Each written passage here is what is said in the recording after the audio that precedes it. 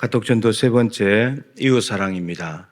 이웃사랑 중에서도 나눔에 대한 말씀을 나누려고 합니다. 하나님으로부터 사랑을 받은 사람은 이제 예수님께서 말씀하신 크고 첫째 되는 계명을 준수할 수 있게 되었습니다. 하나님을 사랑할 수 있게 된 것이죠. 하나님을 사랑한다는 것은 지난주에 말씀드린 대로 무엇보다 그분께 예배하는 것이고 그분의 말씀에 순종하는 것이고 그분이 하라고 맡기신 사명에 충성하는 것이 하나님을 사랑하는 것이다 라고 했습니다. 이 모든 일에 마음과 목숨과 뜻을 다해서 감당하게 되면 저 사람은 하나님을 사랑하는 사람이다 이렇게 말할 수 있습니다. 이제 하나님으로부터 사랑을 받은 사람은 하나님을 사랑할 뿐만 아니라 이웃 사랑도 가능하게 되었습니다. 율법 중에 어느 계명이 큽니까? 라는 율법사의 질문에 예수님께서는 하나님을 사랑하는 것이 크고 첫째 되는 것이고 그리고 둘째도 그와 같은데 이웃을 사랑하는 것이다 이렇게 말씀하셨습니다. 여러분 이 말씀은 매우 중요한데 하나님 사랑이 먼저이고 그 다음이 이웃 사랑이라는 겁니다. 첫째 둘째가 있으니까 순서가 있다는 말이죠. 하나님을 사랑하는 것이 먼저고 그 다음이 이웃 사랑하는 것입니다. 그리고 그와 같다는 말은 하나님 사랑과 이웃 사랑은 분리될 수 없이 하나다 이런 말입니다. 이걸 좀 더 자세히 말하면 하나님을 사랑하지 않고 이웃을 먼저 사랑하는 것, 하나님 사랑이 먼저인데 이웃을 먼저 사랑하는 것은 안 된다는 겁니다. 순서가 바뀌었잖아요. 이 순서가 바뀐다는 말은 순서가 바뀌게 되면 어떻게 되냐? 하나님을 사랑하지 않으면서 이웃을 사랑한다. 우상숭배입니다. 하나님보다 더 사랑하는 것이니까. 그것이 배우자든 자녀든 부모든 뭐든지 간에 우상이 됩니다. 정확히 말하면은 하나님을 사랑할 때 이웃 사랑도 가능합니다. 하나님을 사랑해야 이웃 사랑이 가능합니다. 그러니까 하나님을 사랑하지 않으면 이웃을 사랑할 수가 없습니다. 이웃 사랑이 안 된다는 것은 두 가지입니다. 하나님으로부터 받은 사랑이 없으면 이웃 사랑을 할 수 없습니다. 우리 안에 선한 게 없기 때문에. 그런데 하나님으로부터 사랑을 받았다 할지라도 하나님을 사랑하지 않는다면 그 사랑으로 하나님을 먼저 사랑하지 않는다면 이웃을 사랑할 수가 없다는 말입니다. 그러니까 이웃을 사랑하기 위해서는 사랑을 받기도 해야 되지만 하나님을 먼저 사랑해야만 이웃 사랑을 하게 된다라는 말입니다. 그리고 하나님 사랑은 이웃 사랑으로 나타나야 하고 이웃 사랑이 있을 때 하나님 사랑이 온전하게 되고 증명이 된다는 뜻입니다. 하나님의 사랑이 독생자를 십자가에 죽이는 구체적인 행함으로 나타났듯이 이웃 사랑도 우리의 구체적인 행동으로 드러나야 합니다. 하나님 사랑도 마찬가지였고요. 이웃 사랑의 기준을 말씀하셨죠. 내 이웃을 내 자신같이 사랑해라. 이게 기준입니다. 오늘 말씀에서는. 그런데 이 말은 이런 말입니다. 내 이웃이 너 자신이라면 너는 그를 어떻게 사랑하겠느냐. 이걸 생각해 보라는 말입니다. 그래서 너 자신에게 나는 이런 사랑을 할 것 같아. 그러면 그 사랑을 그대로 이웃에게 하라는 말입니다. 이게 내 이웃을 내 자신까지 사랑하라는 말씀의 뜻입니다. 이웃 사랑의 실제적인 모범을 보면은 같은 내용을 기록하고 있는 누가복음 10장에 강도 만난 사람 이야기, 너무나 잘 아는 이야기가 나오죠. 다시 한번 좀 정리를 해 보십시다. 강도를 만나서 거의 죽게 된 사람이 있었는데 제사장과 레위인은 보고도 못 본 척 지나갔습니다. 자기의 갈 길을 가버린 거죠. 종교적인 신분과 지위가 사람을 살리는 것이 아닙니다. 제사장과 레위인이 구별된 옷을 입고 있다고 해서 강도 만난 사람에게 도움을 주는 것이 아닙니다. 하나님께 가까이 있다고 해서 스스로 뽐내고 자랑하는 사람이 자비를 베푸는 사람이 아닙니다. 십계명을 달달 외우고 토시 하나 틀리지 않고 암송한다고 해서 힘든 상황에 있는 사람을 구해내는 것이 아닙니다. 또한 아무리 계명을 철저하게 지키고 남에게 해를 끼치지 않는다고 하더라도 그것은 너무나 훌륭한 삶이지만 물질을 나누지 못한다면 불완전합니다. 이웃 사랑으로 드러나지 않는 하나님 사랑, 자비가 없는 종교적인 신분, 행함이 없는 계명 암송, 나눔이 없는 계명 준수 모두가 다 무익합니다. 무의미합니다. 아무짝에도 쓸모가 없습니다. 공관복음에 마태, 마가, 누가에 다 기록하고 있는 부자 청년 이야기도 너무 잘 아시죠. 아버지의 유산을 받은 것으로 짐작할 수 있습니다. 청년이 부자니까 아버지께 유산 받은 거죠. 돈은 많았는데 한 가지 풀 수 없는 문제가 있었습니다. 영생에 대한 문제였습니다. 많은 사람들은 참 안타깝게도 착각을 합니다. 돈이 많으면 내 생명이 보장될 것이다. 돈이 많으면 만사형통할 것이다. 이렇게 생각을 합니다. 그러다 보니까 자꾸 욕심을 부리게 되고 돈에 집착하게 되고 이 땅에 매이게 됩니다. 그러다가 때로는 불법도 저지르고 그렇게 가는 거죠. 근데 다행스럽게도 이 청년은 많은 돈을 가졌지만 돈이 생명을 보장하거나 영생을 줄 수 없다는 것을 알아차렸습니다. 귀한 깨달음인 거죠. 흥청망청 쓰면서 살아도 될 텐데 이걸 가지고 이 돈은 내 생명을 보장하지 못해. 젊은데 그 깨달은 거예요. 그래서 예수님께 달려왔습니다. 마가복음에 보면 달려왔다고 되어 있어요. 굉장히 급하거나 중요하게 생각을 한 거죠. 예수님께 빨리 달려가서 이걸 해결해야 되겠다. 이렇게 된 겁니다. 예수님께서 무슨 선한 일을 해야 영생을 얻습니까? 라고 질문을 했습니다. 예수님께서 이렇게 대답하시죠. 계명을 지키면 생명을 얻는다. 그러시면서 내 부모를 공경하라부터 이웃의 것을 탐내지 말라. 5계명부터 9계명까지 이웃 거짓 증거하지 말라까지 예수님께서 말씀하신 이걸 행하면 산다. 이렇게 말했습니다. 그러면서 마태복음에 보면 한 가지 더 말씀하신 것이 있는데 내 이웃을 내 자신같이 사랑해라. 오늘 본문에 있는 말씀이 그게 하나 더 덧붙어 있습니다.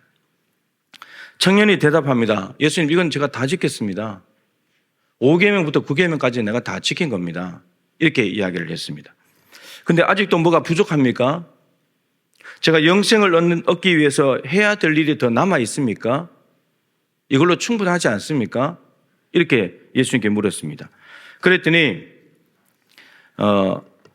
5계명부터 9계명까지 이웃 사랑의 계명을 철저히 지키는 삶은 대단한 거 아닙니까? 그죠? 이렇게만 살아도 우리 중에 이걸 다 지키는 사람이 있습니까?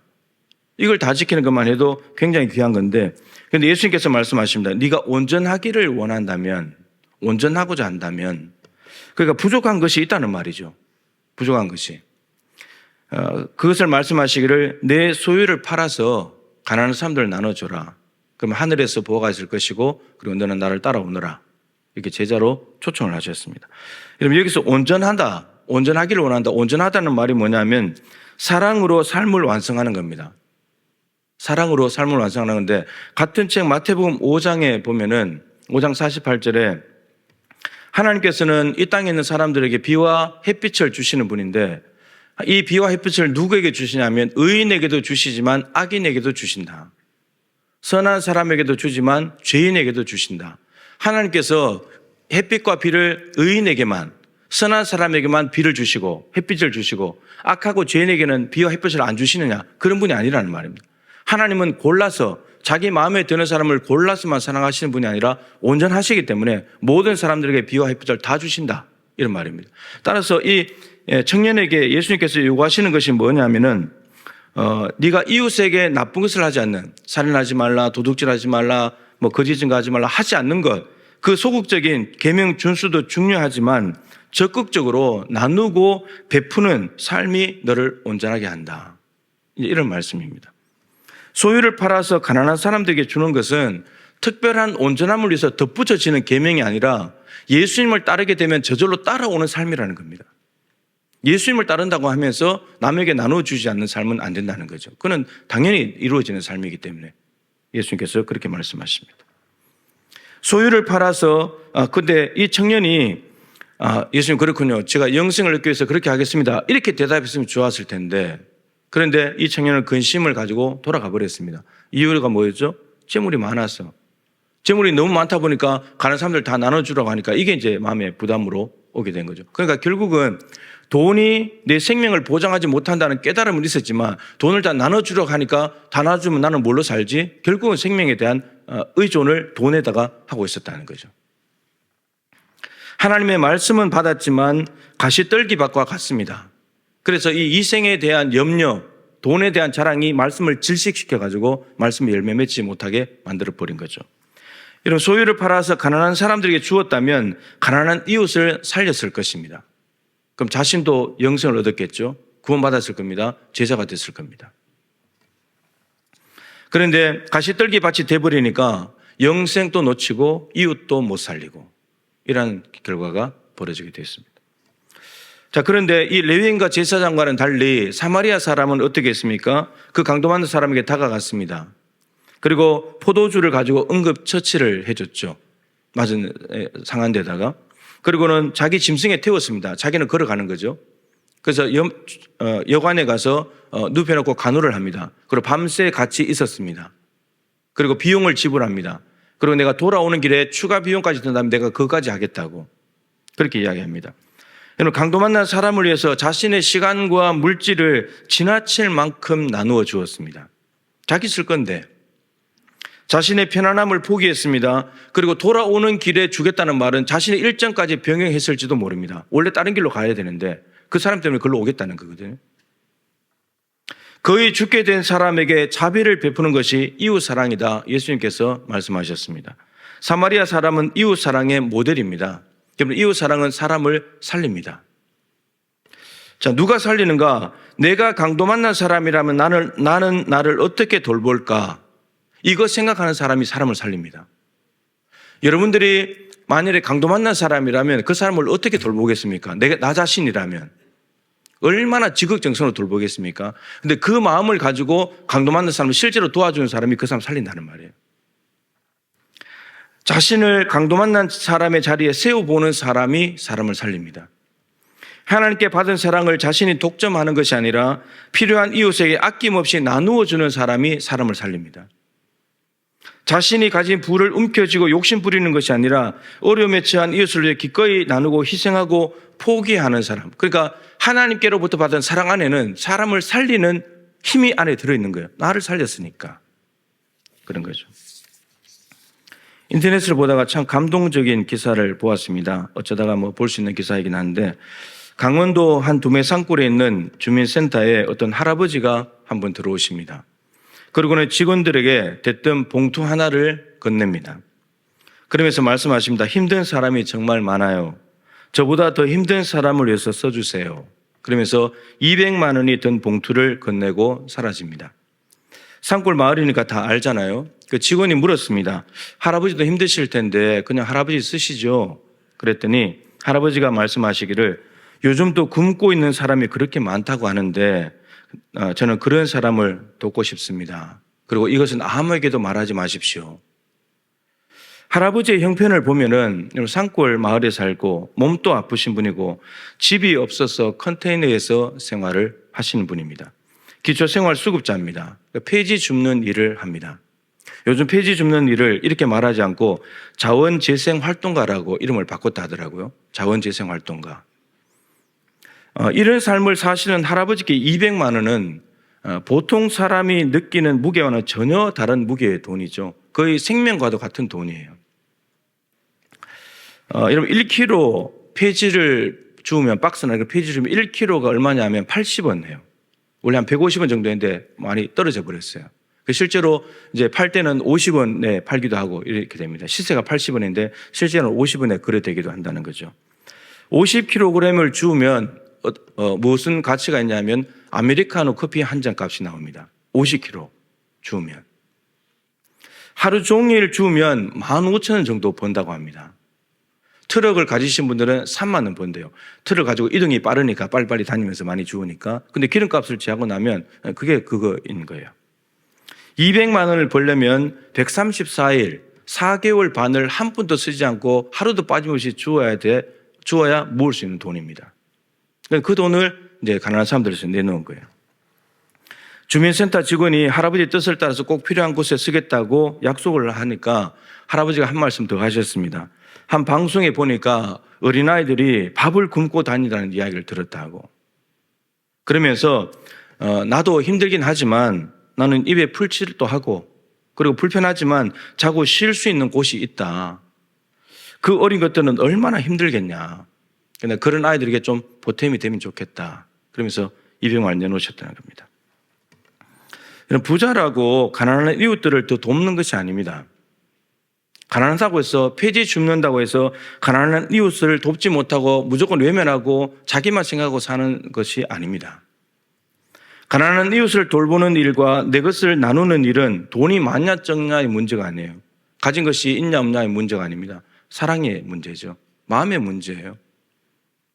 물질이 있는 곳에 마음이 있다고 성경은 말하지만 실제로는 마음이 있어야 물질이 갑니다. 마음이 있어야 물질이 가잖아요. 그럼 물질 보내놓으면 그게 또 마음이 가거든요. 사랑이 가는 곳에 물질이 따라갑니다. 사랑이 있다면 돈 아깝지 않은 거예요. 그냥 쓰는 거예요.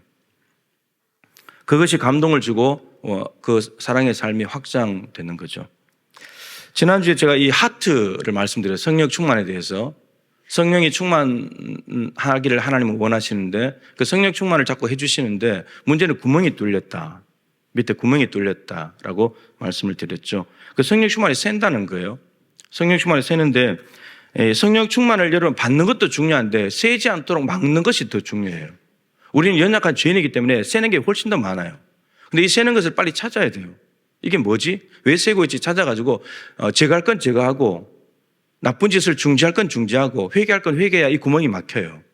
그렇지 않으면 아무리 성령 충만해도 그는 딱 언젠가는 고갈되게 되어 있어요. 제가 이것을 같은 원리로 사랑에다가 넣어서 오늘 말씀에 넣어서 생각을 해봤어요.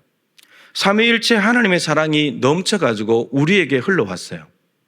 그럼 우리가 이 받은 사랑도 흘러 넘쳐서 이웃에게로 흘러가야 되는 거죠. 이게 정상적인 거예요. 그런데 우리에게 부어진 사랑이 하나님 사랑이 우리 밖으로 나가는 방법은 두 가지예요.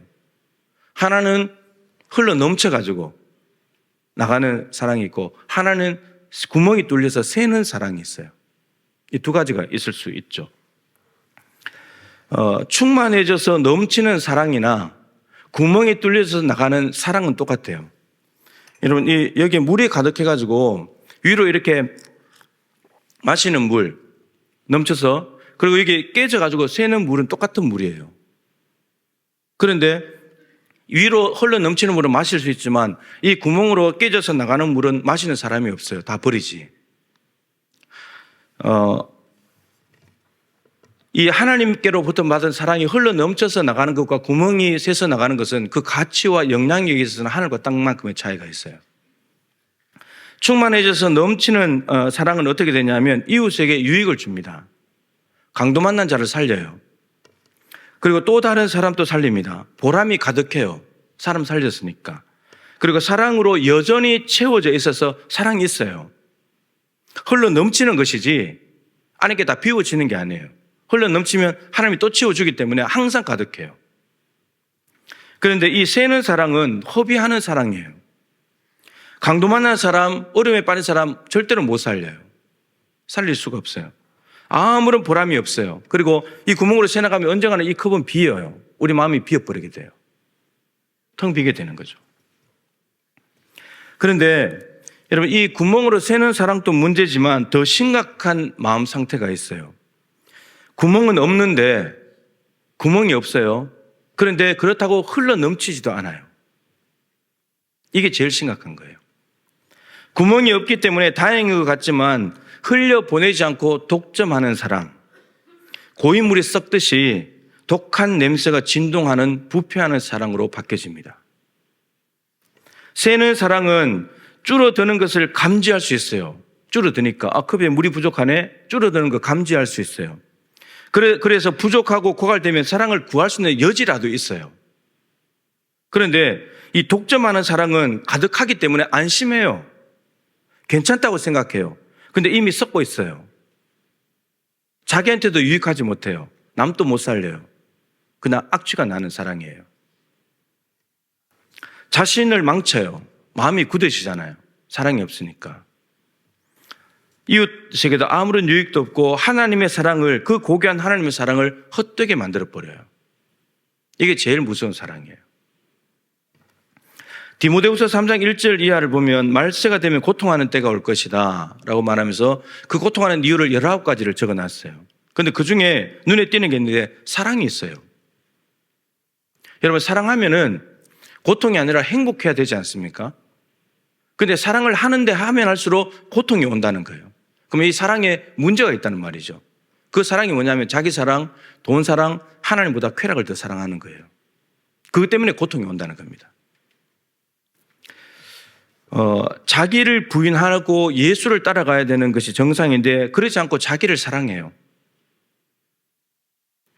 주인이 하나님이어야 되는데 돈이 주인이 된 거예요. 재물이 주인이 된 거예요. 그리고 하나님보다도 육체적인 쾌락에 더 빠져 사는 거죠. 영적, 도덕적으로 타락하는 거예요. 여러분, 이 세 가지가 보여주는 게 뭐냐면 타락의 본질은 하나님을 사랑하지 않는다는 것에 있다는 것을 보여줍니다. 아까 말씀드렸잖아요. 하나님을 사랑하는 것이 먼저고 그 다음에 이웃 사랑이라 했잖아요. 하나님을 먼저 사랑하지 않으면 이웃 사랑할 수 없다고요. 하나님을 사랑하지 않으니까 엉뚱한 것들을 사랑하는 거예요. 사랑은 두 가지가 있습니다. 성경에 잘못된 사랑, 3종 세트예요. 디모데후서에 있는 대로 자기 영혼을 망가뜨립니다. 자기를 사랑하니까. 이웃을 사랑해야 자기 영혼이 사는데, 그리고 세상을 황폐하게 만듭니다. 돈을 사랑하면서 일만하게 뿌리가 된다 했잖아요. 세상을 황폐하게 만들어버립니다. 지금 우리가 이 땅에 살아가면서 겪는 모든 악한 일들이 대부분 다 돈과 연관되어 있습니다. 돈을 사랑하는 것이 이렇게 무섭습니다. 그리고 하나님보다도 쾌락을 더 사랑하게 되니까 육신을 더럽힙니다. 하나님이 주신 육신을. 이게 잘못된 사랑 3종 세트예요. 그럼 올바른 사랑도 있겠죠. 2종 세트예요. 하나님 사랑, 이웃 사랑. 이것은 이웃을 풍성하게 만들어요. 세상을 복되게 하고 윤택하게 만듭니다. 하나님의 형상을 회복하게 만들어요. 하나님 나라가 확장되게 만들어줍니다. 이게 사랑의 힘인 거죠. 우크라이나 전쟁이 1년을 넘겼습니다. 지난 금요일로 1년이 됐죠. 우리 교회는 그들이 요청하는 성경을 보내기 위해서 물질적인 나눔과 헌신을 했습니다. 산불로 삶의 터전을 잃고 절망에 빠진 강원도 이웃들에게 주머니를 털어서 힘 닿는 대로 자비를 베풀었습니다. 아이들 저금통까지 뜯어가지고요. 그래서 우리 순천노회가 202개 교회인데 그중에서 제일 많이 총회로 보냈습니다. 우리 교회가 1등을 했어요. 연속되는 지진으로 수만 명이 희생을 하고 삶의 자리에 대한 복구는 아직도 엄두도 못 내는 일이고 여진의 두려움에 사로잡혀 있는 터키 이름을 바꿔서 튀르키예가 됐죠. 한국 전쟁 때 파병을 해준 나라입니다. 고마운 나라죠. 빚진 나라입니다. 북한이라는 강도를 만났을 때 이 대한민국을 긍휼히 여기면서 자비를 베풀어 주었던 고마운 나라입니다. 사도 바울을 통해서 복음화가 되었었는데 지금은 이슬람화 되어 있습니다. 우리는 빚진 자입니다. 이제 지린이라는 강도를 만나서 고통 중에 있는 저들의 필요를 채워주기 위해서 우리는 자비를 베풀어야 합니다. 나 자신이, 만약에 여러분 가족이, 여러분들의 집이 전쟁과 산불과 지진이라는 강도를 만나서 숨을 겨우 헐떡이면서 주저앉아있다면 어떻게 도우실 것 같습니까? 그 마음으로 튀르키예 사람들 도와주면 좋겠습니다.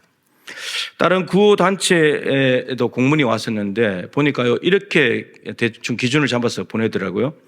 5만 원이면 5인 가족의 5일치 식량을 지급할 수 있대요. 그러면 10,000원 보내면 5인 가족 하루 식량이 되는 거예요. 하루 살릴 수 있는 거예요. 그리고 20만 원 정도 보내게 되면 5인 가족이 긴급하지만 이 방안이나 텐트를 지급할 수 있다고 합니다. 지금 집을 다 잃어버렸으니까.